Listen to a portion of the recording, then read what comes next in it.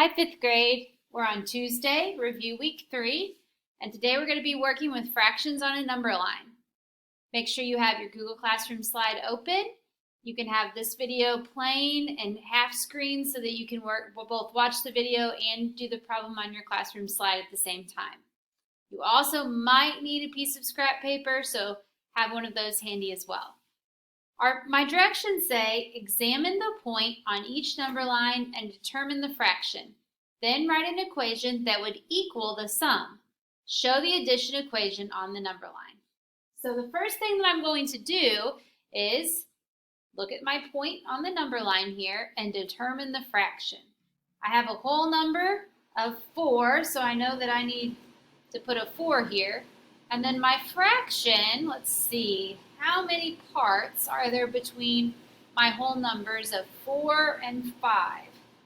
1, 2, 3, 4. If that's kind of hard for me to see because of the point, I can look back here between any of the whole numbers. There's 1, 2, 3, 4 parts. That means that my denominator of my fraction, or the bottom of my fraction, is going to be a 4.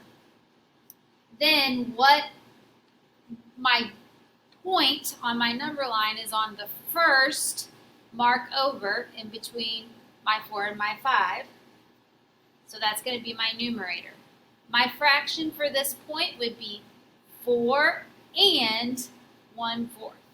So I want to come up with a an equation that would equal 4 and 1/4. Well, I know already that when I add fractions, my denominator doesn't change, so I know my fractions are going to have to be fourths.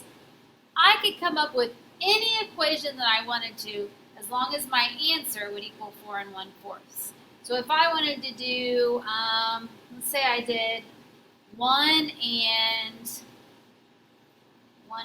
3/4, there would be 1 and 3/4 plus, let's see, I would have to do, could do, and 2/4 would be,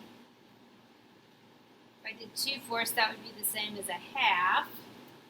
So 1/2, I'm going to make that go forward to a half, or 2/4 to make a half, and then I can just go forward 1, 2 to get to my 4.5. So 2.5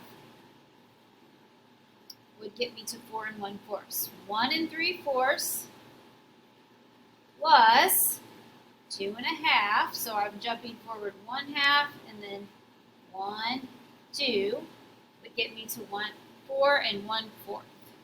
Remember, 1/2 is the same as 2/4, but I just reduced it to make it correct there in my equation, or in my my equation.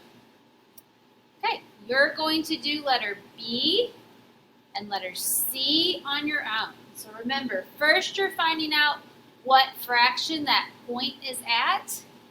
Then you're going to come up with an equation that would give you the same sum that you have up here. So look at how many marks are in between your whole numbers to come up with your denominator on your fraction. Count how many parts that whole is divided into.